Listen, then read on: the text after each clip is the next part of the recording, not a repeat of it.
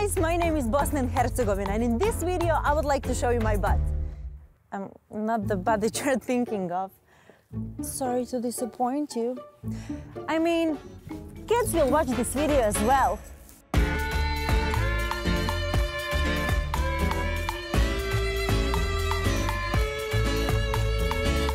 But it is true that here in Bosnia and Herzegovina, life is all about butts.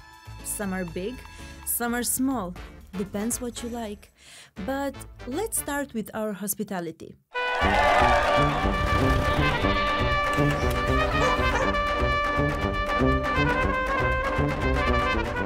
Here in Bosnia and Herzegovina, we don't have 5-star luxury hotels with infinity pools like this one. Hotels here usually look like this or this. If you travel a lot, you might have heard of Michelin stars. You know, the place that supposedly have the best food or whatever. We don't have that either. In fact, they once tried to give it to one restaurant owner. He refused and said he doesn't need it. But in Bosnia and Herzegovina, you will find plenty of places where you will get a home-cooked meal right from the oven. This fish that you see now has been caught just now and it costs only 3 euros. Pretty cool. And this coffee I'm drinking next to the river is less than 1 euro. Even cooler, right?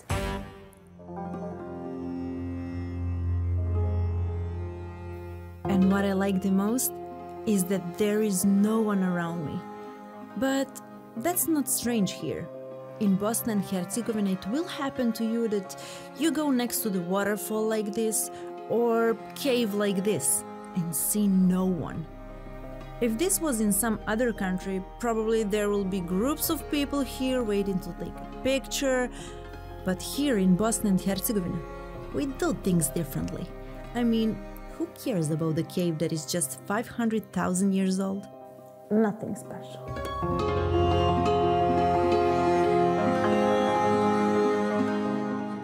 There is also a pretty good chance you will be alone while visiting Peručica, the biggest rainforest in Europe, while swimming in untouched lakes like this, exploring old castles such as this one, or walking next to these wild horses. Oh, sorry, you won't be alone here. There will be horses, like thousands of them. I mean, we do have third biggest concentration of wild horses in the world, which you can pet. But who cares, right?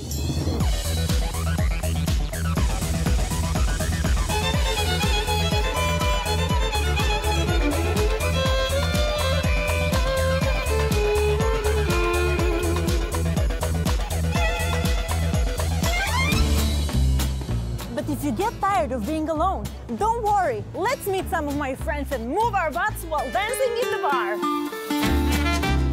Yeah, this time I'm talking about the real butts. I guess it's from the old raki I just drank. It is our national brandy, like 40% strong. It burns when you drink it, and I suggest you to better drink it slowly, cause otherwise you finish like this guy here. But hey, what happens in Bosnia stays in Bosnia, or something like that. Woo!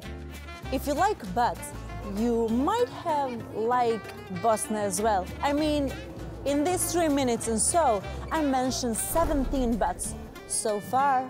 Some were big, some small, but I'm sure you will find the one you will like. Oh, there goes one more. 18 butts now. No, 19. I just said one more. Let's stop here.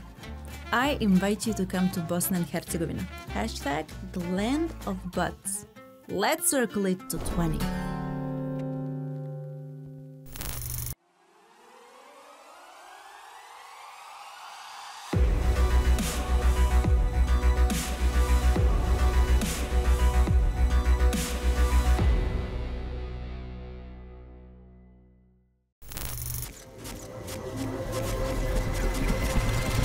My name is Umar. I am from Saudi and love to welcome people to my country. I guess this is why I was chosen to show Aya Saudi.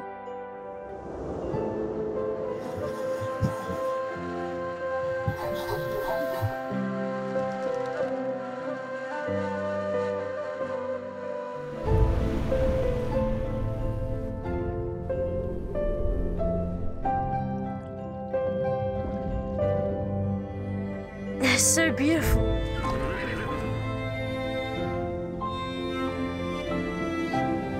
احنا الآن في هايك في مرتفعات جبال الشفا. بنتعرف على شجرة الضرم.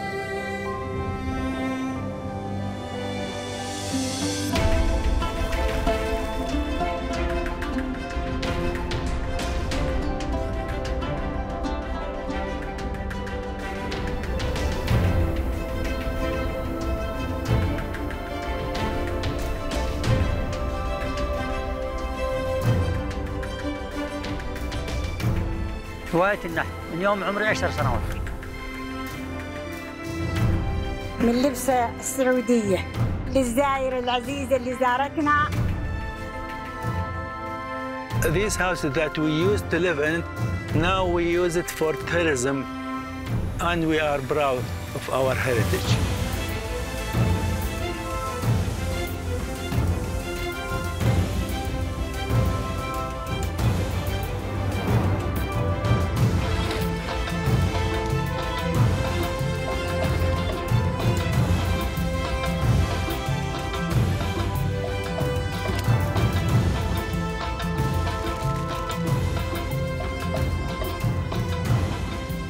We're on 1,800 meters above the sea, so that's why the weather here is really amazing and really nice.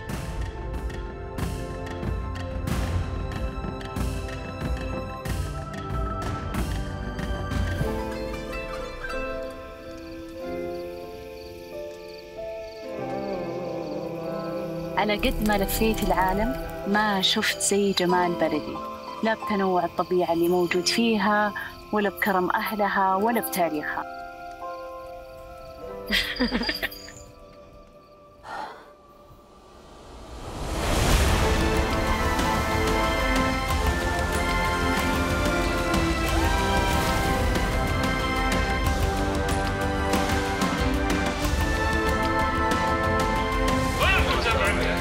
باسم المملكة العربية السعودية نقدم لك هذه هدية. عفواً.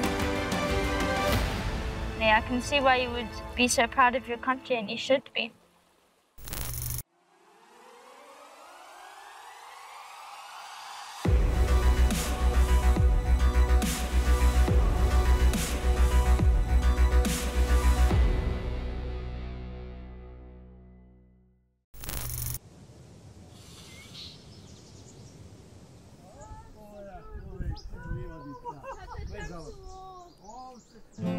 Ilekam da bi prešel, vrnul se bu kraju svom i za navek ja bum ljubil dom, ljubil dom.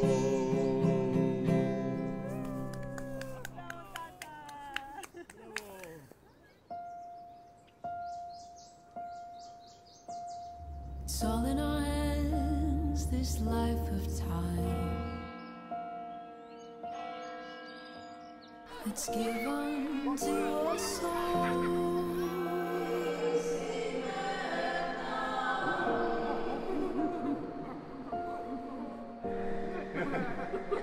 We watch it pass and grow.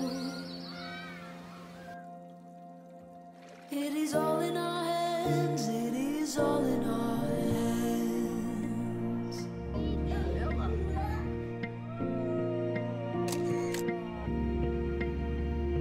With every field and rising sea, can hear the sounds of all, and with every change we'll always be where hope's not lost but found. It is all in our hands, it is all in our hands.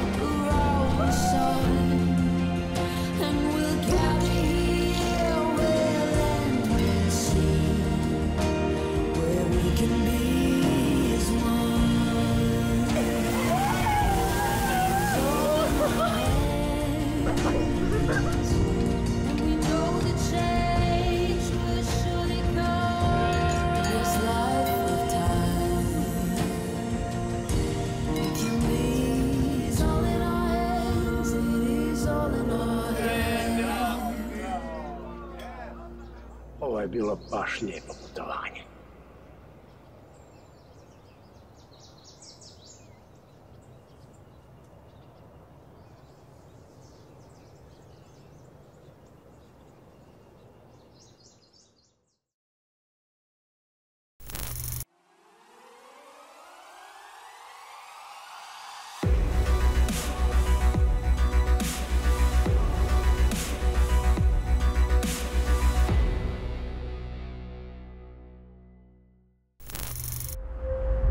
O livro mais lido do mundo conta que Deus criou a terra, o mar e tudo o que existe em apenas 6 dias.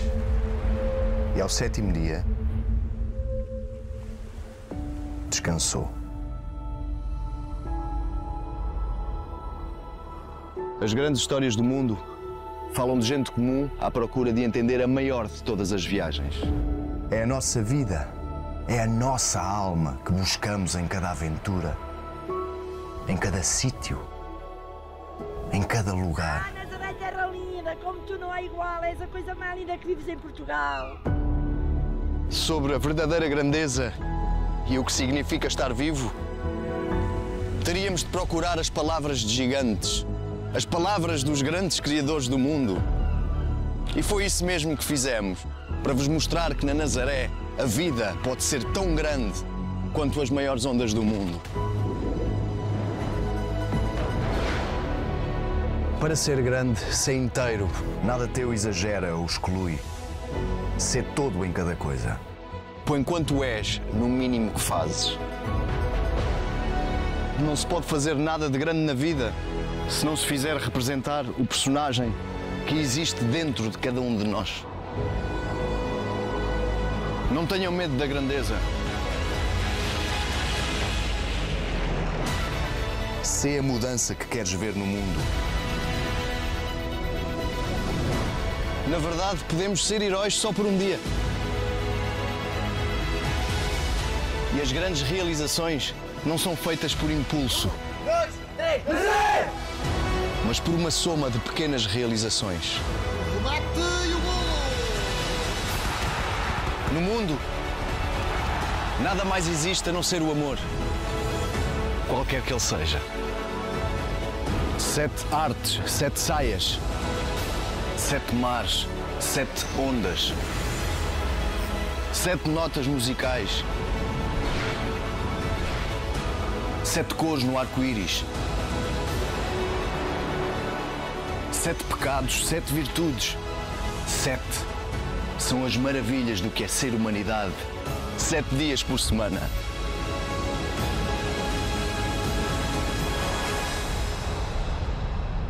A grandeza da vida não consiste em não cair nunca, mas em nos levantarmos de cada vez que caímos. Vir à Nazaré é saber que há algo maior do que nós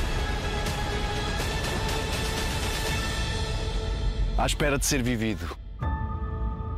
Como diz um dos maiores, tudo vale a pena quando a alma não é pequena. E pequena é coisa que a alma não é. Quando se vive a Nazaré.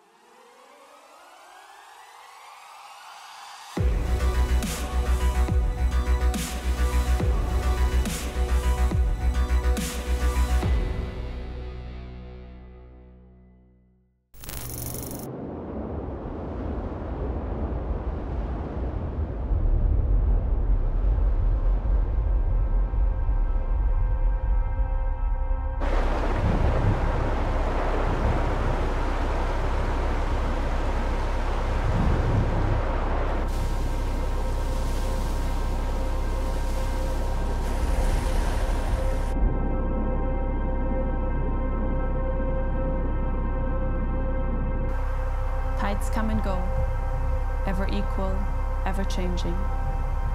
Again and again, carrying with them the waves that hit our shores. While every wave is unique, formed by the storms and shaped by its journey across the ocean. It's also regular, part of an endless swell, ever persisting in the way it hits the shore. Its fluid form, crushed by constant reefs. And yet, every wave that breaks meets a different shore. Being crushed by the shore, it also crushes the shore. Reforming, advancing so slowly, it is hardly noticeable during a lifetime. And yet, in its persistence, it's the waves who have formed our coasts. Waves, carried by the ocean, grouped as tides, dictated only by the moon.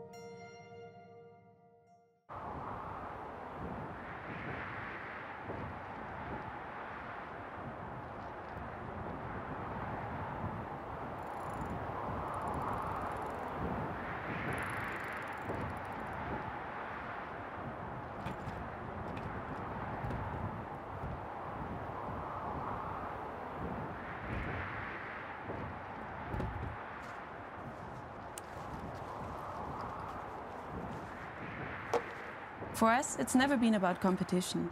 It's just about seeking waves. Any type of wave. Small, big, perfect and imperfect. Stormy days, cold mornings. Connecting with nature in its purest way. That's all really. It's simply about being out there. There is no other purpose.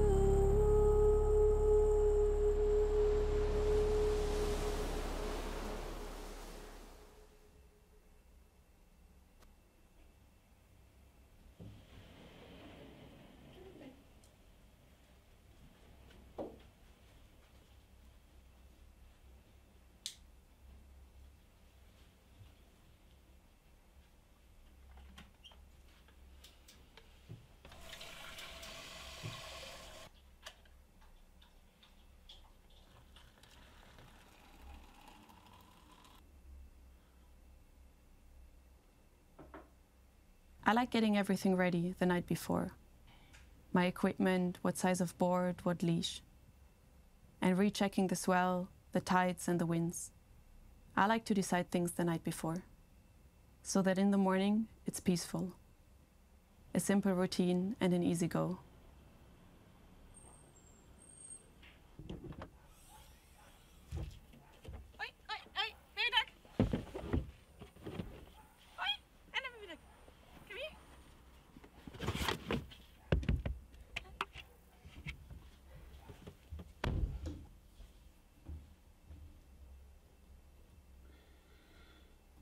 I usually go to bed anxiously excited before a good day of surf, like a happy kid full of energy, just eager to go already.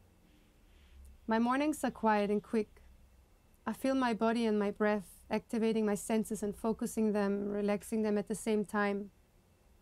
In fact, exactly these mornings are one of my favorite routines. Getting up in the dark, gathering all my equipment, heading out, sky still pitch black, maybe a glimpse of pink starting to show on the horizon.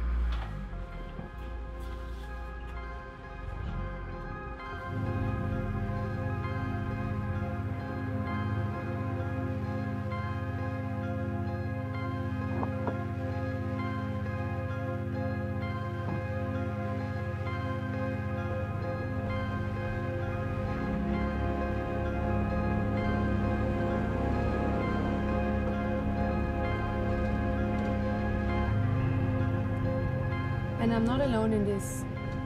I haven't met many like-minded women during all those years, traveling from shore to shore, until now.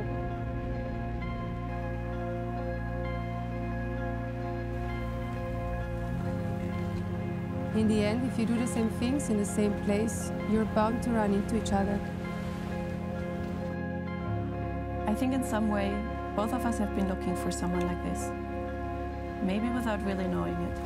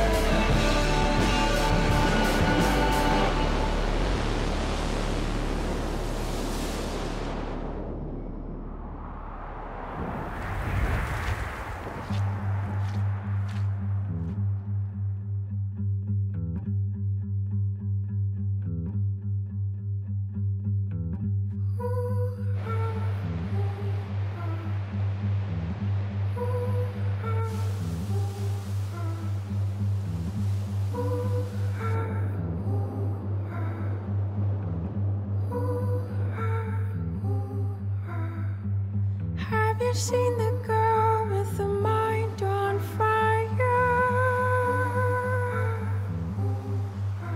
She set out to tell the world how they suppress our desire.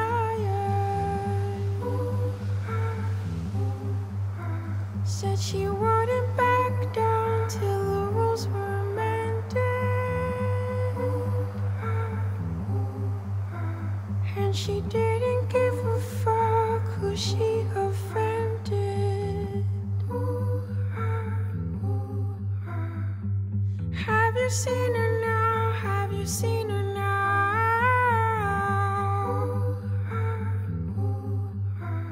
I've been spending all day trying to track her down. Have you seen her now? Have you seen her now?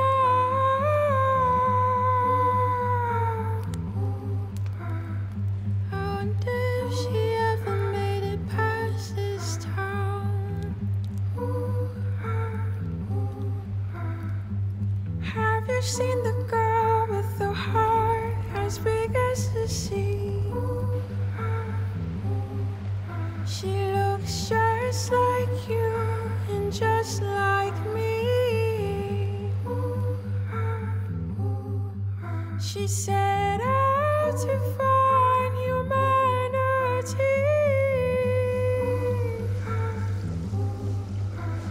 and the keys to set our lovers free.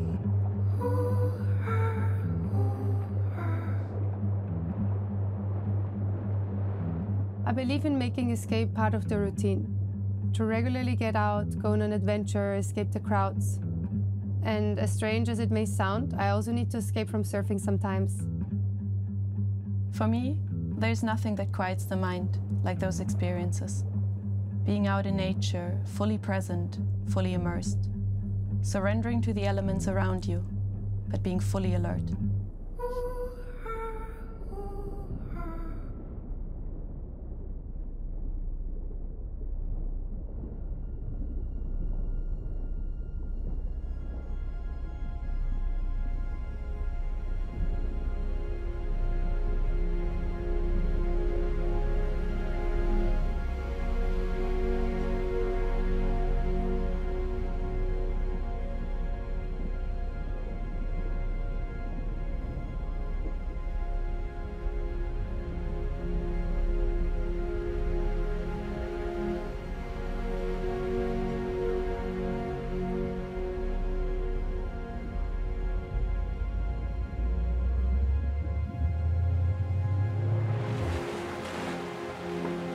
And of course, all of this is training too, of the body and of learning about the ocean.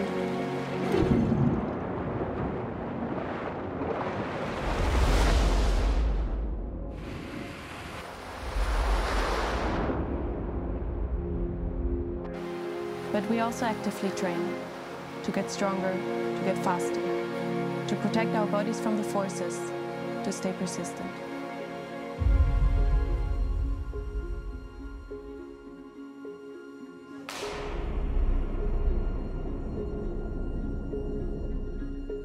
It's much more than just staying fit. It's about preventing injuries, getting strong, and staying strong.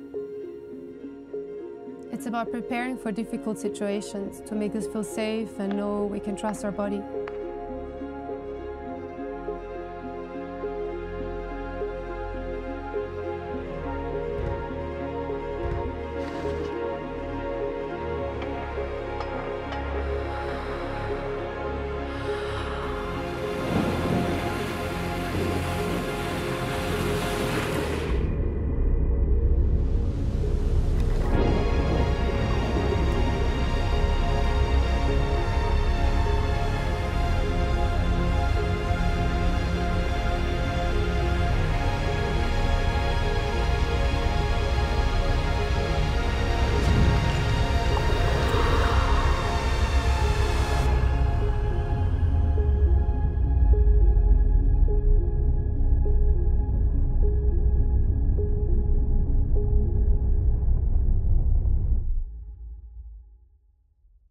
This is what it all comes down to.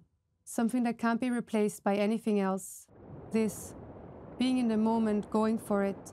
Mind and body in tune, synced with the outdoors, storms, moons, tides, waves. At the pace of nature, there's only connection, a connection with what we love most.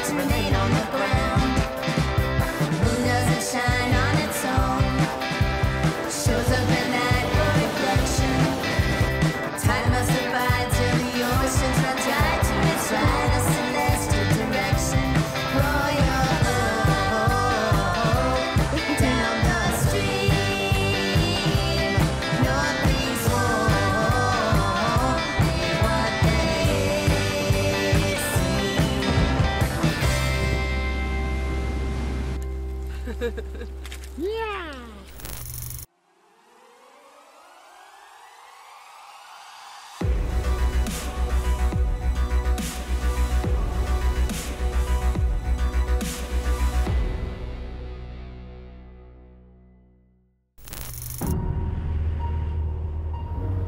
What is it to be Albertan? For a moment, or a week, or a lifetime? Well, that's like asking, what is it to be free? To be Chinook winds in flight over mountain peaks, or northern lights dancing till new morning dawn. To be glacial waters gracefully raging, or unbridled horses charging. To be perfect for a brief moment.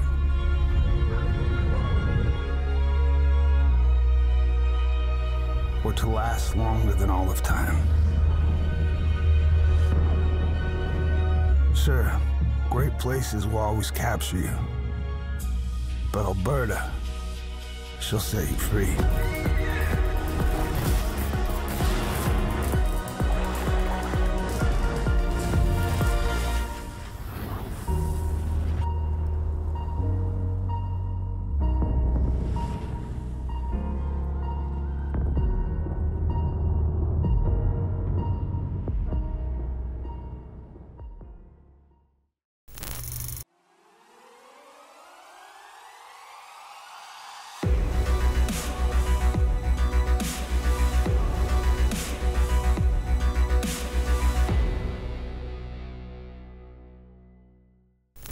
Recently, the world changed. We saw a glimpse of a wilder past. While the world went into lockdown, cuckoos were heard in the capital, otters played in rivers just outside Manchester city centre, and deer ventured into London. Nature is ready to bounce back. All it needs is space and a little human generosity. Through rewilding, we can let nature lead the way. That's why we've launched our Heal 3x3 scheme, our mission to buy and rewild land across England. With each small donation, we'll breathe life back into a 3x3 metre square of land. And together, the squares will form our foundation rewilding site, a place for nature to return to, a new home for a variety of new arrivals. Visit healrewilding.org.uk to sponsor a square and take action.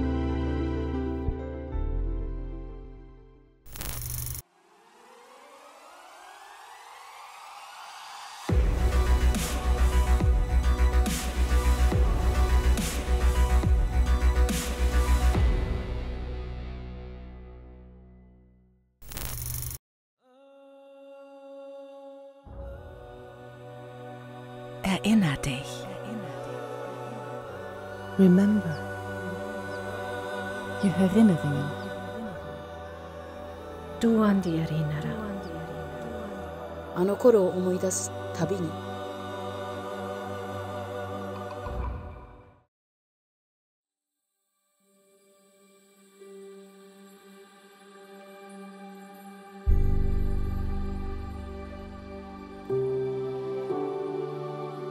Remember.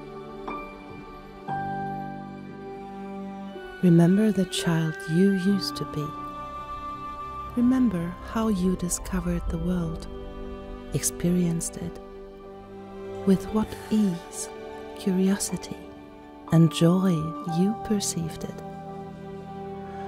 How each moment sparkled magic for you, and how you forgot everything around you whilst playing. How connected you felt with nature and life. How alert your senses were when you discovered this life, and how free you were. Remember your dreams, the places you longed to discover, the paths to get there, and the companions who were by your side on these journeys, the ones who helped you become the person you are today. Remember.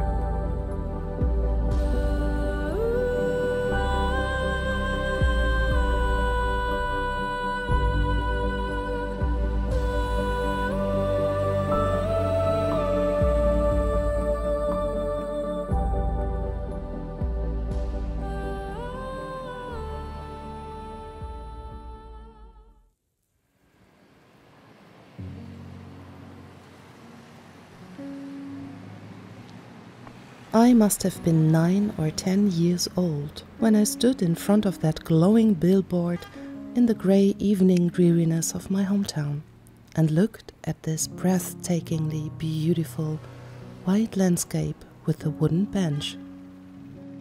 I was a rather serious but enormously imaginative child who often got lost in daydreams. Then I simply forgot about the world around me. Just like that evening, when this landscape attracted me so magically that I made a decision and knew deep in my heart, one day I would sit on this bench and gaze out into the distance across this enchanting purple land bathed in warm sunlight. The colors, the vastness, and the rolling hills fascinated me and immediately aroused a longing to be right there, at this place. I just had to find it, and I already knew who would help me with that.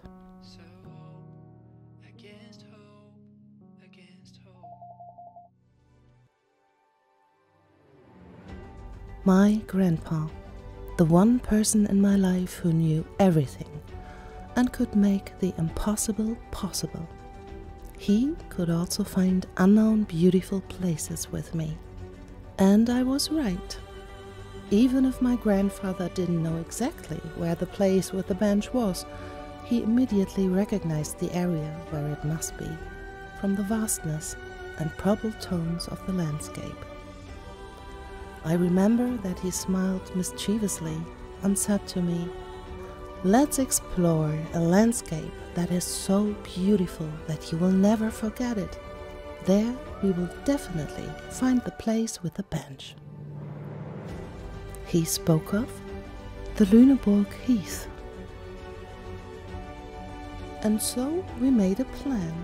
We would drive to the heath and find the place with the bench, whatever the cost.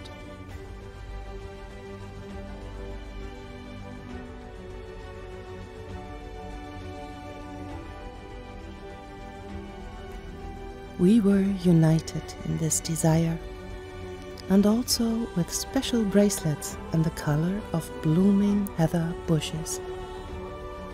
We were friends, adventure partners, and allies in the dream of sitting together on that bench in the sunlight and marveling at the endless expanse, colors, and beauty of the heath.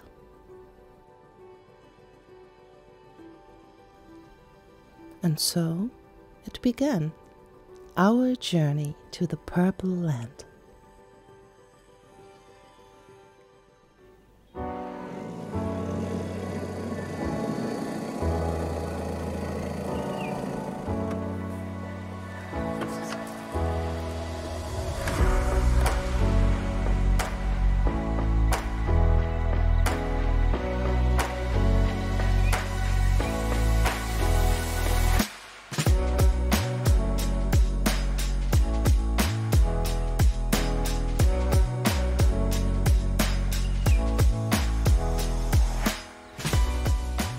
We started our adventure on a warm summer morning in the middle of the Lüneburg Heath.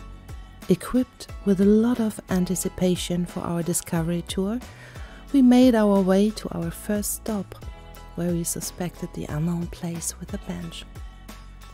The famous Heath Garden. There, Grandpa told me, was not only a lot to explore, but also a lot to learn about the variety of heather plants. And there should also be some spots with panoramic views. We would surely find the place with the bench there.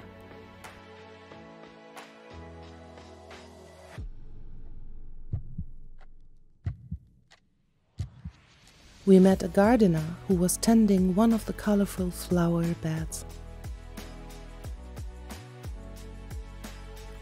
Close your eyes and just let this wonderful scent work on you, Grandpa said. What do you smell? I concentrated completely on the scent that entered my nose. Oh, I blurted out and looked at Grandpa. He smiled even wider, nodded and said, "Good, huh?" that's the scent of the Purple Land? I looked at Grandpa. But before he could answer, the gardener said, "Oh yes, and there are so many other scents, because we have a particularly rich biodiversity here in the heath. And once a year, it even smells like smoke. Do you want to know why?" Now I was curious. And then the gardener told us about the heath burning. She explained that such a fire, in terms of a very controlled and very limited burning of the old bushes, is only necessary in heather areas that have already completely dried up. The burning only happens during winter, and in order to help the heather grow through the nutrient-rich ash. Fascinating. She told us exactly how it worked, and that this periodic burning is even quite useful to rejuvenate the heather bushes, making them younger, she called it, that it could give them the power to develop an even more richer bloom. And it is one of the most natural and oldest ways of tending the heath, so that flora and fauna have adapted very well over time. I was completely captivated by the gardener's stories, and while I was still holding a few twigs in my hand and imagining the many plants and animals of the heath, I realized with a jolt our mission, the reason for our being here. We were looking for the place with the bench in front of the beautiful white landscape. And if not a real gardener, then who could help us find it? I was wrong. This friendly woman had shown us the fascinating scents of the heath, but unfortunately she didn't know our place with the bench. I was a bit disappointed, but Grandpa seemed confident. And so we went on with all these exciting new impressions.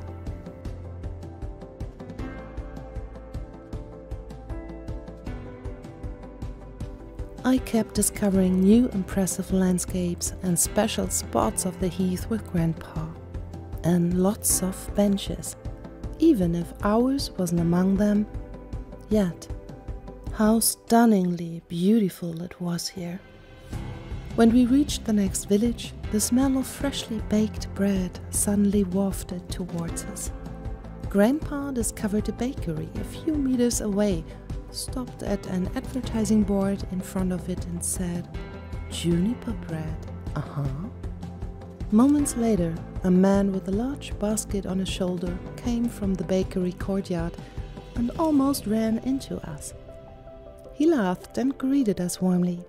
"Oops, young lady, I almost knocked you over in front of my own bakery. Excuse me, may I give you something to try?" I put a piece of bread straight into my mouth and immediately tasted something completely new. And somehow it resembled what I had already smelled in the heath garden. This is real heather bread with juniper that I just baked and am now taking to a customer.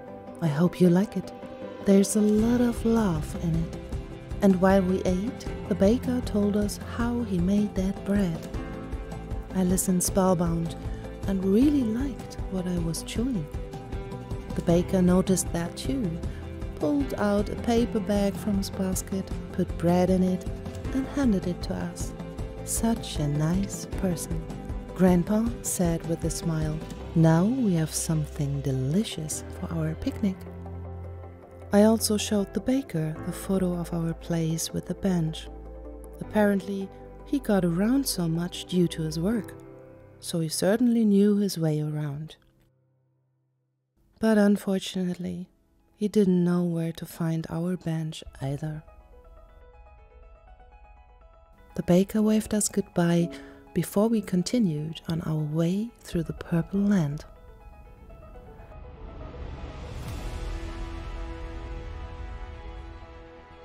The path led us right into a beautiful landscape covered with tall bushes and shrubs. Grandpa told me how he explored this area near a very idyllic juniper forest with his father when he was a kid. He talked about the many little adventures back then, how he was fascinated by the many colors, the vastness, and the late summer lilac of the heath. His eyes really lit up when he remembered a special memory. I was so fascinated by bees, and I still am to this day, and of course in what they produce. Suddenly, he started giggling as we saw a man with a very funny hat standing by a row of beehives a few yards away, and Grandpa, still smiling, called out, "What a coincidence! There we have some of my favorite little animals." And so, we got to know a real beekeeper and his work. Before you put the spoon in your mouth, close your eyes again, and then truly enjoy what you taste, Grandpa advised me. And so I did, just like him. Wow, that was extremely delicious. I never tasted anything like this in my entire life. It was as if the pretty heath bloom had turned into this creamy, sweet, almost jelly-like consistency which landed on my tongue. While we were eating the honey, the beekeeper started telling me about the heather bees, how busy they were and how they collected the honey. He even showed us the queen bee, who seemed to be very tame, a little bigger than any other of her colony, and just sat on his finger. I was absolutely immersed in this taste experience, and in the words of the beekeeper, which painted pictures of busy, buzzing bees on purple heather blossoms. As a farewell gift, the beekeeper gave us a jar of his bees' delicious honey, which Grandpa put in his backpack right next to the fresh bread.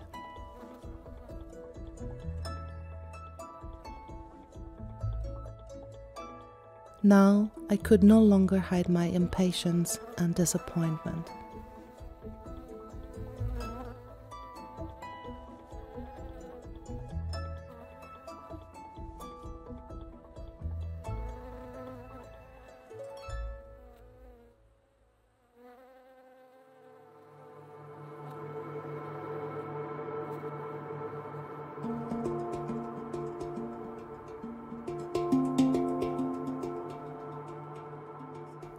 We reached a small village, the center of which consisted of winding paths and enchanting houses and gardens.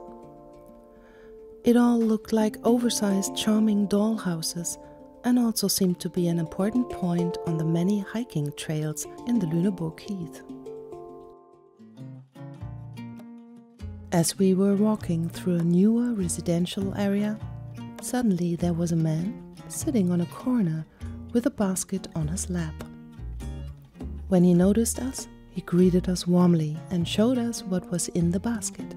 It were juniper berries. He invited us to tour his little distillery at the back of the house. I saw some cauldron-like machines that shimmered really nicely in the light. We learned from the friendly gentleman how such a gin was made, how many steps and love it took before it could be bottled and sold. And that it is absolutely forbidden for children. I listened and was amazed that juniper berries were obviously a very important ingredient, not only for the delicious heather bread, but also for this gin. But then the purpose of our trip came back to me. So I decided to ask this kind heathen man about our place with the bench. Grandpa pulled the photo out of his backpack. I showed the pic and told the gin man our destination, and for a brief moment I thought he would know the place. Unfortunately, that wasn't the case this time either. When the friendly gentleman noticed my disappointment, he gave me a glass with juniper berries as a small consolation. We said goodbye and continued on our way through the purple land.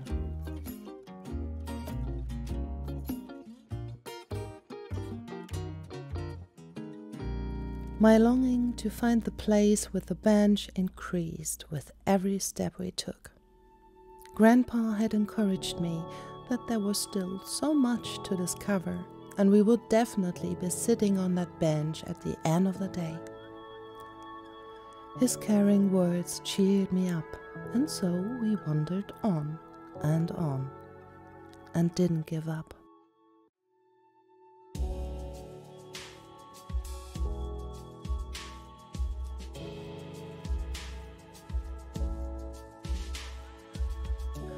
As if out of nowhere, bleeding and incredibly fluffy sheep suddenly appeared in front of us. I was amazed and so excited. Sheep, Grandpa, look, so many. They are so-called Heidschnucken. That's a special sheep breed in the heath, said Grandpa. It was a huge flock of these Heidschnucken, which passed right by us with a lot of meh. Shortly thereafter, the shepherd of the flock appeared and gave us a warm wave.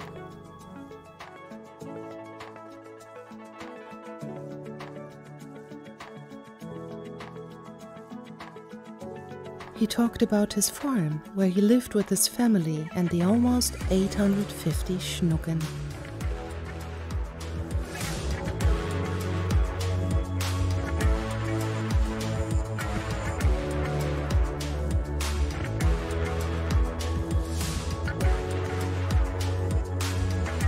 The shepherd and his dogs stayed with us for a while, and he explained his work with those fluffy animals to us. How connected he felt to the flock, in such a way that he knew each of his animals and its needs very well. He described how a pasture day works, and that the Heidschnucken are animal landscapers who keep the heather bushes in good shape by their grazing. His love for what he did was written all over his face. Such a great job, always outside, under the sky with fresh air, surrounded by such cuddly animals. I could also imagine becoming a Heidschnucken shepherdess. Grandpa took the opportunity and asked the shepherd about our place with the bench, but he, too, didn't know it. This time, I felt the impatience heavily in my stomach. The shepherd smiled, suddenly pulled 2 small cushions woven from thick wool from his pocket and handed them to us. Take these with you. They were made from the wool of my Schnucken. It's much more comfortable for you to sit on when you take a break, he said with a smile. Oh, what a great, extraordinary gift. I held my wool cushion tight as we said goodbye to the shepherd.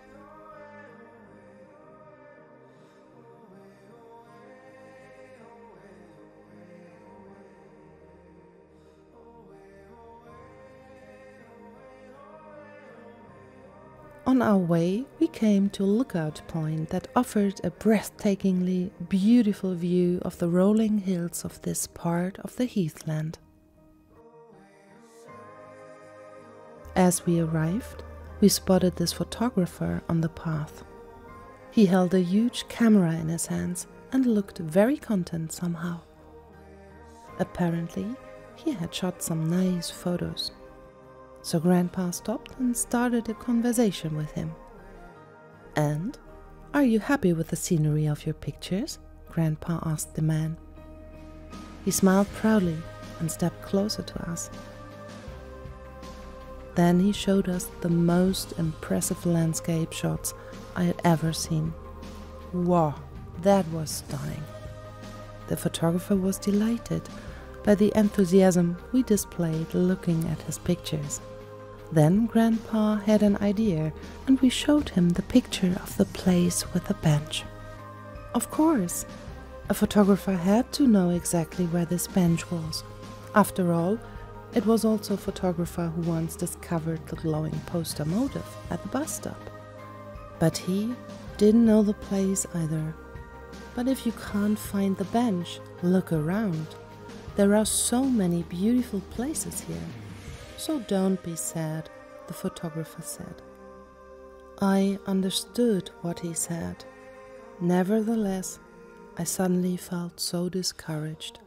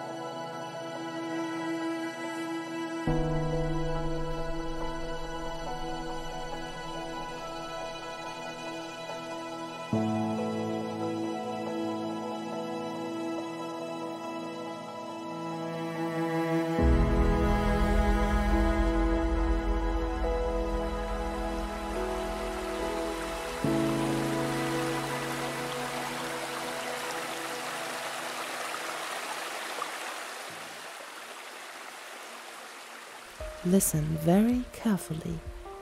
Do you hear the babbling of the brook telling us a story? Grandpa asked with a wink. I closed my eyes and actually heard it. The soft brook water splashing over small stones in the sunlight really seemed to tell us something.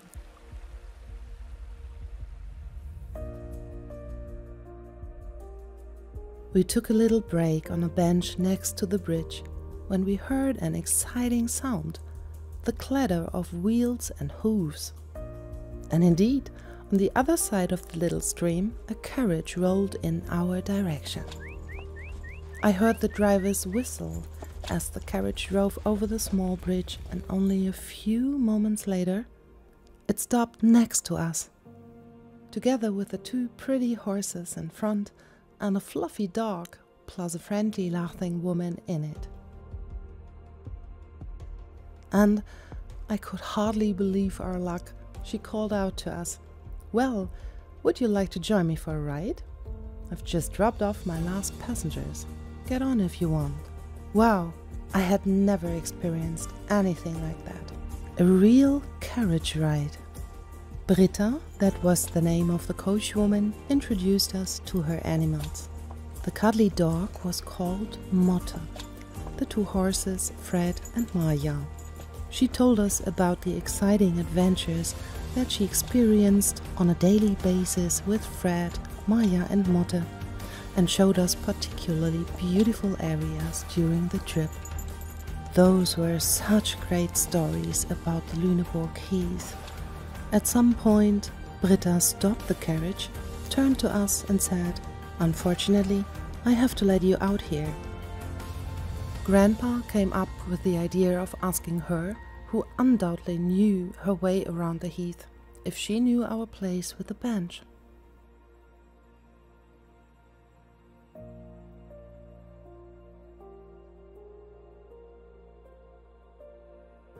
I slumped in my seat in disappointment. My hope crumbled. Not even a coachwoman knew our longing place. Did it even exist? Or was it all just a nice dream? It was already afternoon. How were we supposed to find our bench in the little time we had left on this day? Suddenly, Britta pulled something out of her pocket. She had noticed my disappointment and cheered me up with one of the nicest gifts I've ever received. "That is a real horseshoe, one that will bring you true luck," Britta explained to me. "And because you now have such a lucky charm with you, you will find your place with the bench. I know that." I felt the heaviness of the iron, and at the same time, a wave of new confidence come up in me. Because, oh wow, now I had, so to speak, tangible luck with me. And as rattling as the carriage had met us at first, it drove away again.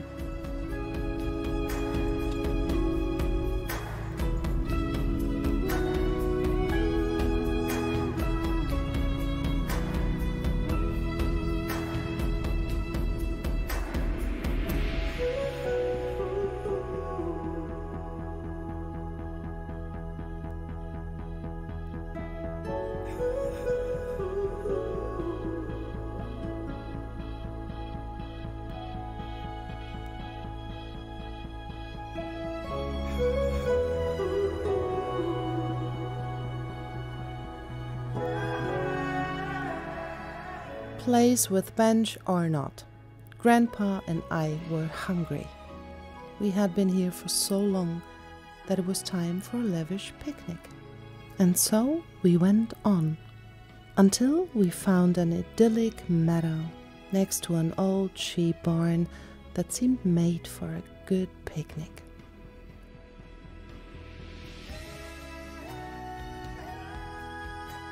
Grandpa told me a few more stories from the time when he discovered the heath as a child, and how happy he was to be here with me.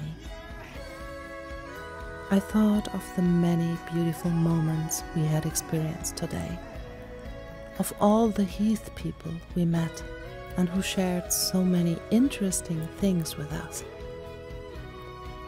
Disappointment and sadness also mingled with my feelings. It was such a shame we didn't find our place with a bench. But while I was sitting there listening to Grandpa, it was as if my inner view suddenly changed. I saw how enthusiastically he talked and made me laugh again and again.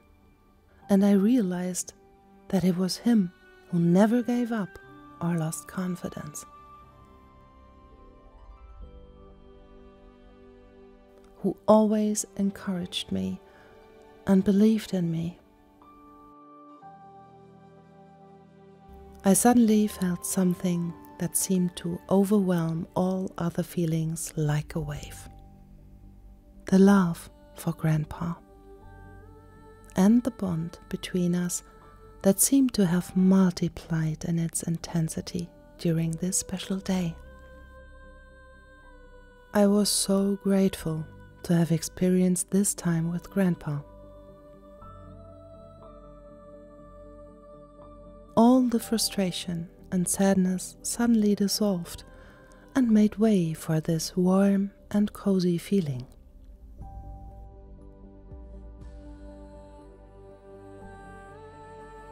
And then a little miracle happened.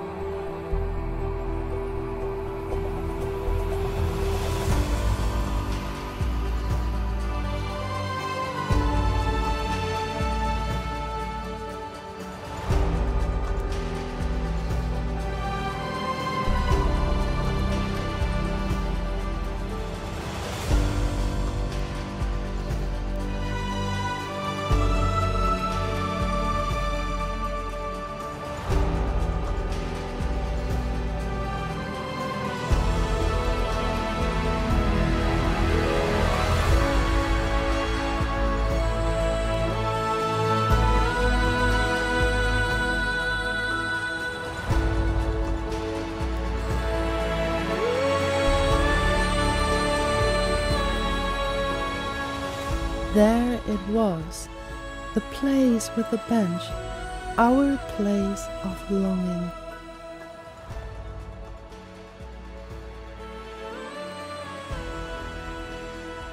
And I realized it was much more important to set off for this adventure together than finding this place. The path itself was the purpose. This path, the journey through the purple land, had given us something that was so much bigger, more beautiful, and more powerful than any place in this world alone could ever be. An inseparable, genuine connection.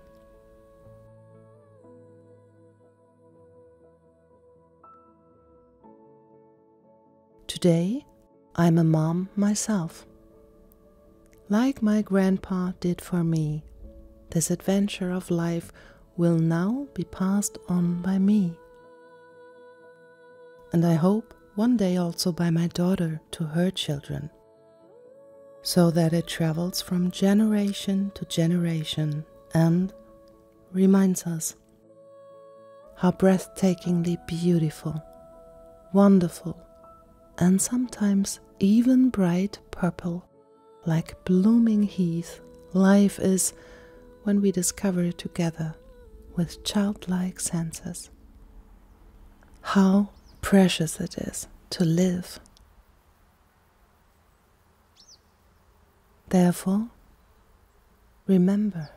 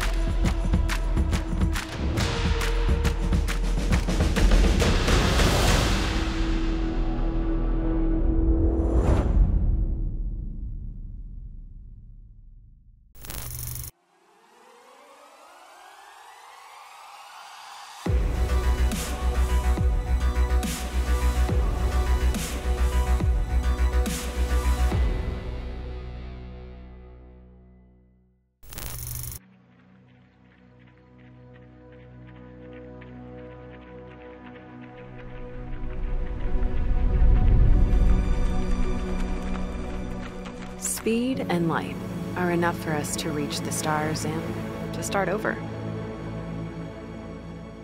But you don't need to run fast to travel through time.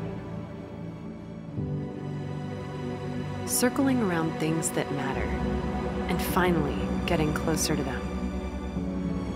Slowing everything down just for a second. Upon these rocky cliffs, this open sea, you feel invited to dive in. Invited to let yourself dream. To just feel. Breathe in. Breathe out.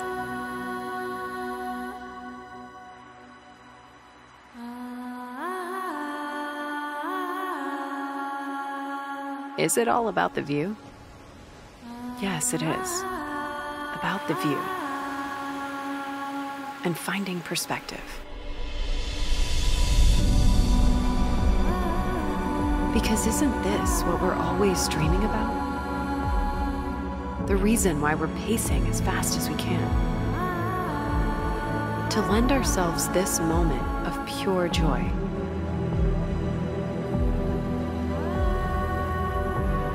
Unbridled with excitement, because it matters where we are.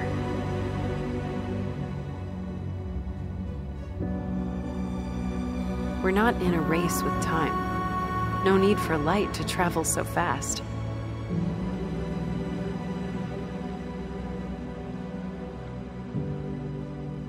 It can slow down. Find its way onto this part of these islands. On this exact part of the crossing lines. Let the light rest. And sun to prepare for tomorrow. Let us invite adventure. Our own beautiful adventure.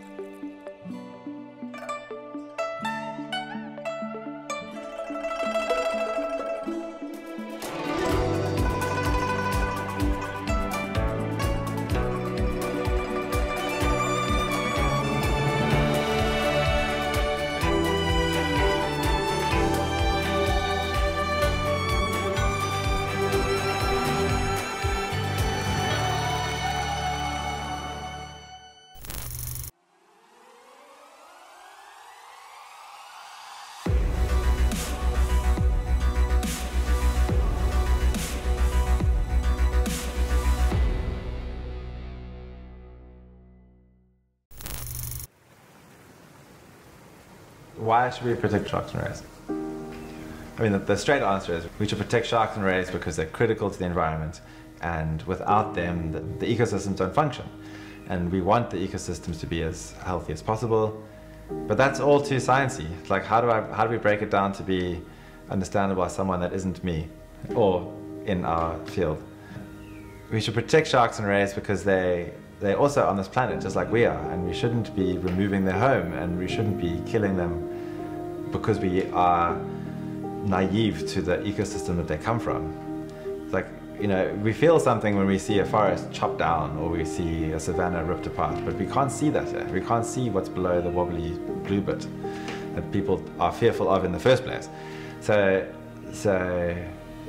we should protect them because they exist and because they're having a hard time with our presence.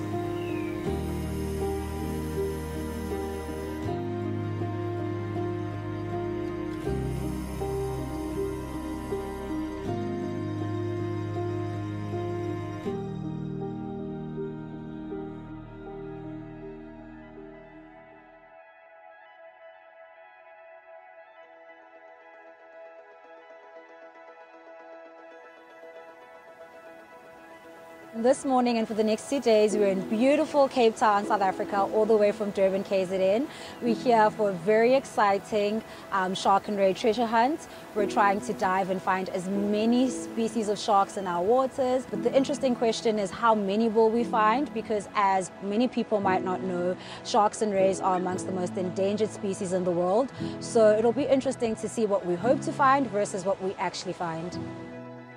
We're going on a journey up the coastline, and we've created a species list of as many species as we know about within these marine protected areas. We've got them divided into a gold, silver and a bronze. Gold representing the endemic species and critically endangered species that we only find in these reserves and in our country. And then going down to more common species that are found worldwide. So I'm really hoping that we can find as many gold species as possible. But personally, I'm hoping we can just find many shark species at all within our marine protected areas and identify them and just learn about where they're living and what marine reserves they're in. I can see the bottom of the ocean from here, so visibility should be really great. I think it's going to be a good dive. I'm hopeful. Yeah, on go. 3, 2, 1, go.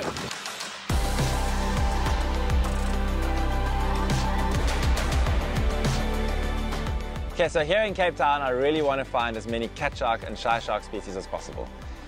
So I'm hoping we can uncover the hidden lives amongst the seaweed at the base of the kelp forest. The 4 cat sharks we're likely to encounter today all have different personalities. We have the pajama cat shark, the leopard cat shark, puff-adder shy shark, and dark shy shark. So they all look a little bit different. They all have slightly different life histories. All of them are endemic to southern Africa. That was super, Sergi. I mean, but you were amazing because we were under the rock, sharks all around us. Yeah, it was beautiful. Yes. We think we saw. I mean, how many did you see? I saw puff-adder, dark, and pajama. So that was very interesting. These sharks, like puppies of the ocean, only are seen when they want to be, and when they do come out, it's such a treat. So yeah, I really enjoyed that dive. We're gonna try a deeper reef that might have the leopard cat shark that I'd like to see. It's more of a reef dive. There's no kelp forest in the area, but it's quite close to the inshore area as it is. So it's within the same habitat we'd expect to find the leopard cat shark.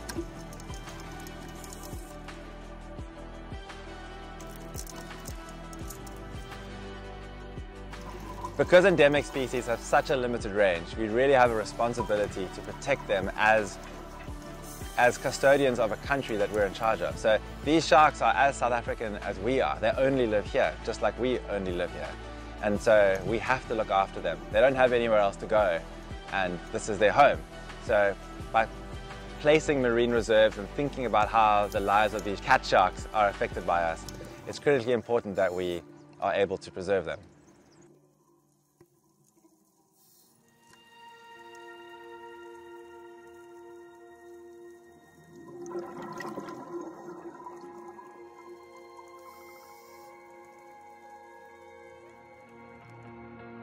This morning we are in Aliwal Shore in Umkomaas, and I am super excited to have Steve in my hood. Also just a feeling of general confidence because I've dived in these waters before and I know what species to expect. Hoping to see a couple of rays, specifically the honeycomb. It's just so beautiful and regal, especially when it lifts off of the sand. So it's going to be a nice day with lots to see.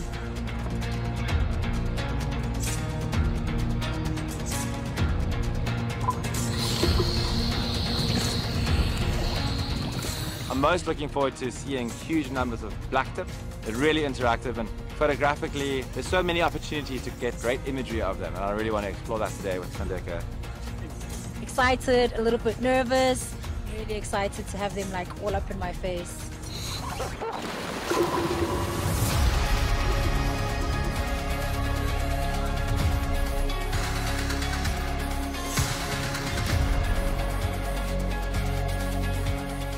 Steve or Devin had my hand held half of the time. I was super anxious.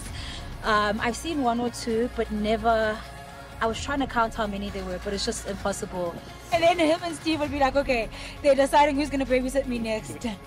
But it was insane. Oh, that was so beautiful. Gee, so that was amazing. There were sharks everywhere. They're just being so polite, eh? They're just cruising around, having a look at us. Sandeka looked very in awe, so it was amazing to share it with her and to show you the sharks and to be there with you. So it was super cool. Marine reserves are very effective at protecting ecosystems, but it's important that the activities that are allowed within those reserves do actually protect the species they're supposed to. The reserves also have to take into account the range of the species that they're supposed to protect.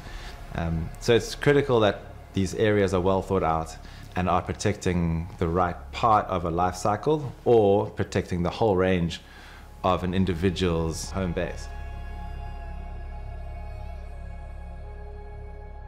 I think it's a huge privilege to be able to access these areas, and not many people get to go down there and see what's there. And you never know what you're going to find. Like, I mean, that's a completely alien world, and there we are seeing these creatures that you just don't get to see in everyday life.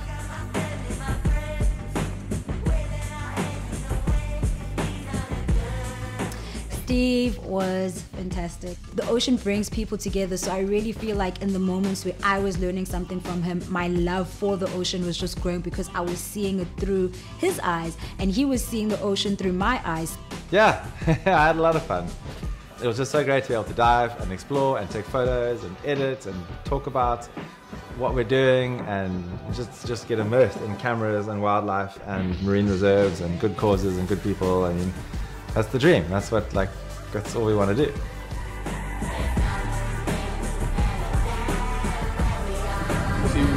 1. Beautiful.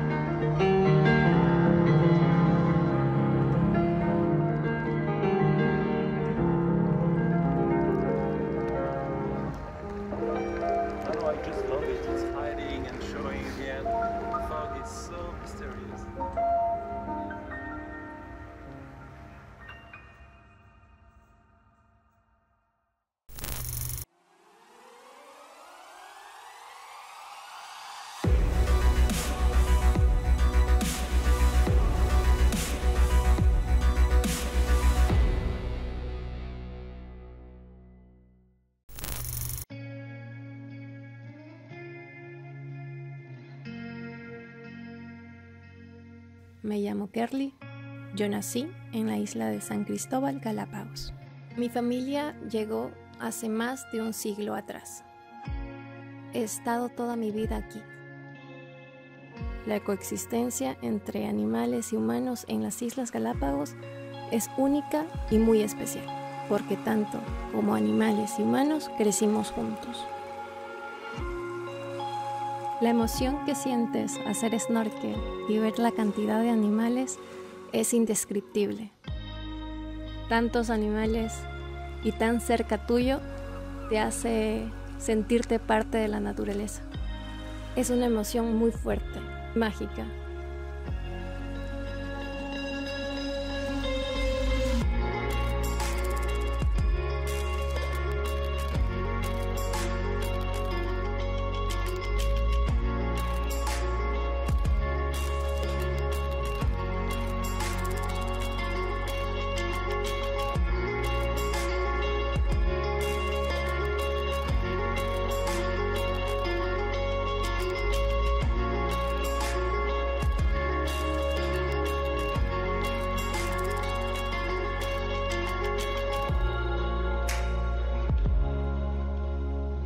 C'est la dernière étape de notre tour du monde. Ce qui m'impressionne le plus au Galapagos, c'est la proximité avec la vie sauvage et les différents animaux qu'on peut voir sur les îles ici. C'est le foisonnement de vie. C'est exceptionnel, c'est quelque chose qu'on n'a jamais vu en fait autre part. Et c'est rare, les petites perles où il y a autant de vie sur l'eau et sous l'eau.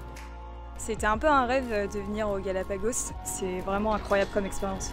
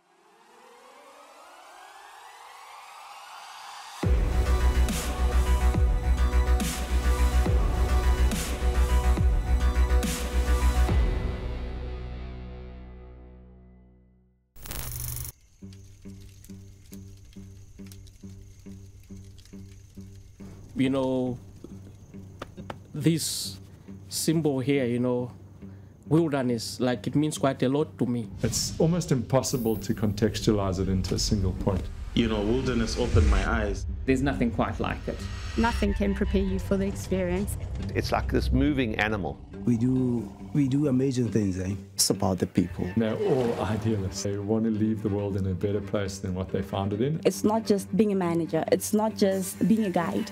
It's the whole package. I think some people cry when they get here, but they cry even more when they leave. It's just, voila. You are so free to express yourself. Beautiful wilderness. The diversity. The people and the stories. It's the element of humility. I love the feel of wilderness. a genuine authenticity. Trying to think of the right words to say, it's just sort of a magnet. It is the common thread that pulls us all together. We've got just something different to offer. The positive impact with the community. Wilderness is really walking the walk and talking the talk. We make such a positive difference wherever we go. It's the commitment of the guys on the ground. Driven by purpose. Contributing to something bigger than what you are. It's something which continues for generation in generation. It comes with nature, it comes with excitement as well. So whenever you do something, you do it with passion. It's your own. You look after everything. Almost like we are all heading to achieve a certain common goal. unstoppable with vision. Fearless with passion. It's more of a sound. It's like...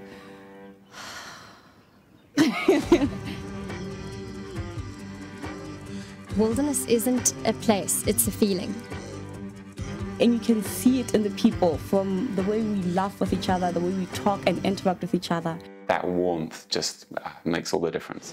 It's not just about generosity and inclusion. Community's at the backbone of everything that Wilderness is. That the staff are the ones that are carrying this baton of impact. We're hugely passionate about what we do. People, places and purpose. Driven with purpose. Fearless with passion. That passion comes through from start to finish. It's not always sunshine and rainbows. We laugh, we chill, we talk, we do everything together. Home away from home. It's a family. The people that we work with. Hugging these people like they're your sisters and your brothers. We are Wilderness. We don't go where people tell us to go. No, we go where nobody dares to go.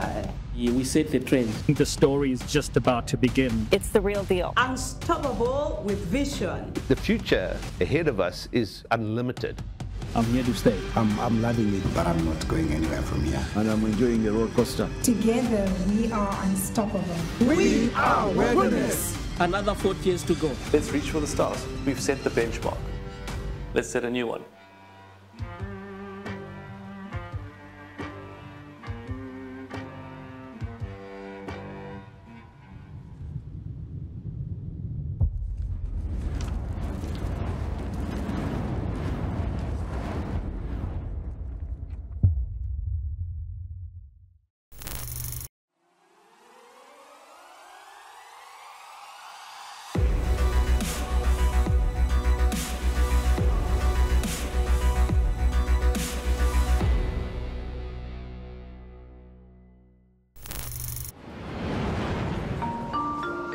Ihr Flugnacher ist in wenigen Minuten bereit zum Borden. Bitte begeben Sie sich zu Gate C17.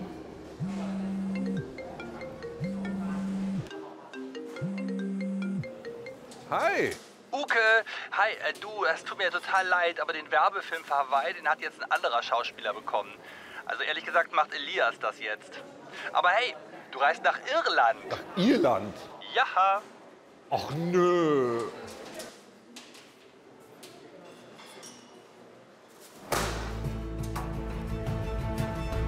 Herzlich willkommen in Irland.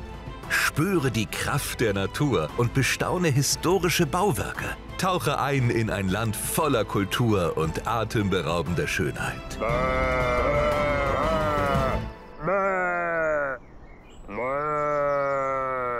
Und Cut! Die Szene haben wir. Danke, Uke. Super gemacht. Ist ja schon süß, ne? Kann man die auch ein bisschen irgendwie kuscheln? Allerdings, denn irische Schafe sind nicht nur die schönsten der Welt. Sie schenken uns auch eine Wolle, die so weich ist, dass man sie ganz fest an sich drücken möchte. Weich und kuschelig. Liebe ich. Erstmal angekommen wird Irland dich verzaubern. Du entspannst in magischen Landschaften. Und ehe du dich versiehst, verliebst du dich in das Land und in die Menschen.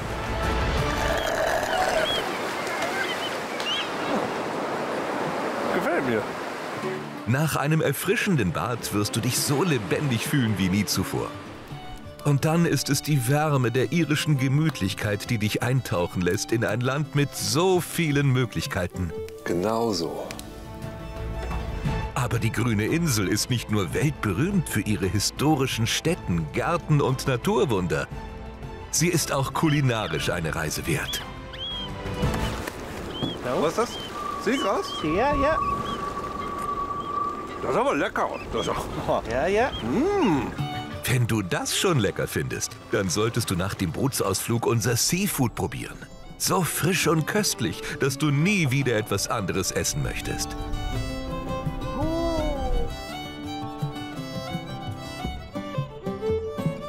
Ich glaube, ich habe mich gerade in mein Mittagessen verliebt. Geht sowas überhaupt? Und ob das geht. Und am Ende eines traumhaften Tages wird dich die irische Gastfreundschaft genauso warmherzig einkuscheln wie unsere Schafsfellpullover.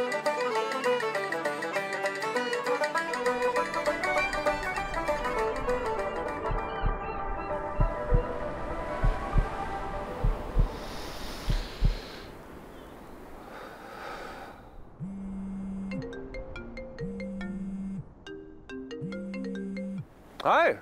Hey Uke, tolle Neuigkeiten. Elias ist raus. Du kannst den Job auf Hawaii jetzt doch machen. Aber weißt du was? Ich glaube, ich bleib lieber hier. Tschüss.